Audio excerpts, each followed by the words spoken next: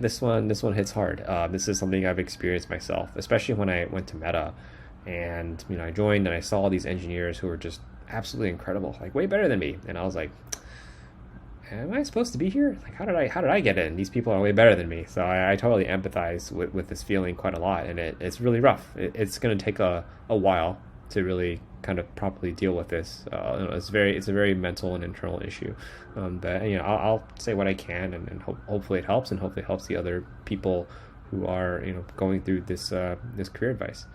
I think that the main thing to go through is when you're working in tech, you should never compare yourself to other people. It is just a recipe for disaster because, I mean, tech is awesome.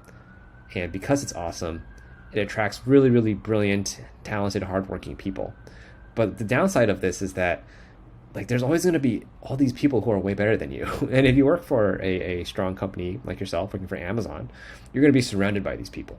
So there's always going to be people, including, they're going to be at your level too, who are just, from your point of view, incredible and amazing, and you're going to think that they're way better than you. And if you compare yourself to other people in tech, there's just always going to be people that you can draw negative comparisons against, like people that you feel like are superior to you.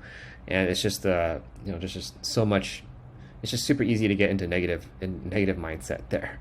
So yeah, I know a lot of folks were like, they were very talented growing up, like they were top of their class, and then they get into tech, and they go to Amazon or Facebook or Airbnb or some other talented, super prestigious company, and then they're not top of the class anymore, and it's like kind of weird, and it really puts them in a bad state because they're used to just being the best. And something more specific I want to call out is once you get to senior levels, like yourself, the bands are going to be very wide. In that, like, of all the senior engineers within Amazon or Meta or Google, the best software engineer in that senior band is going to be way better than like the weakest software engineer in that band, or even the average engineer in that band.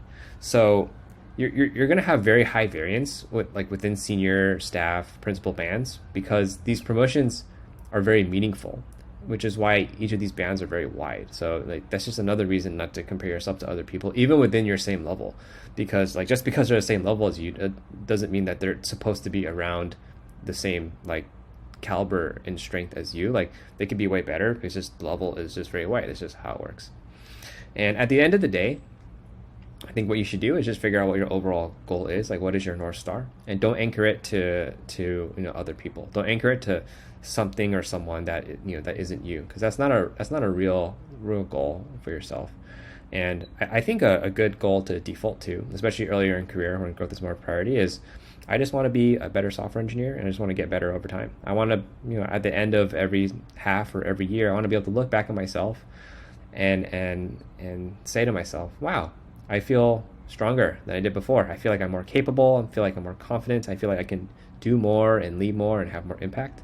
I feel a delta, positive delta between where I am today and where I was before. And if that's your goal, you just have to get a little bit better every month, and then that will compound over time, and you will be a amazing software engineer before you know it. And that's pretty much what my mentality was back when I worked at a formal tech company. I didn't compare myself to others. I just wanted to get better as fast as I can without wearing myself out, and growing in a way that I was happy with. And that means expanding my scope through helping others and learning to collaborate and align with people. I wanted to grow in a very positive way that was a value add to those around me, and I think I was able to do that. And when it comes to like worrying about your velocity and your performance, just you should only worry about problems when they're concrete. Don't create problems that don't exist in your head. So make sure to stay in sync with your manager so that they are always satisfied with your performance. You're moving at a good pace. You are delivering enough impact. And of course, pay close attention to performance review, your results, the feedback, everything surrounding it. Of course, if those are bad, then you should worry and you should try to course correct. But I think for a lot of folks who have imposter syndrome, they're great, and they're always doing pretty well, and they just, it's hard for them to fully realize that, and I totally understand that. And zooming out, your goal doesn't even need to be about growth. A perfectly valid goal is I just want to be able to be happy at my job and have enough time afterwards to spend with my friends and family and just kind of live a peaceful life. And that's a perfectly good goal to have.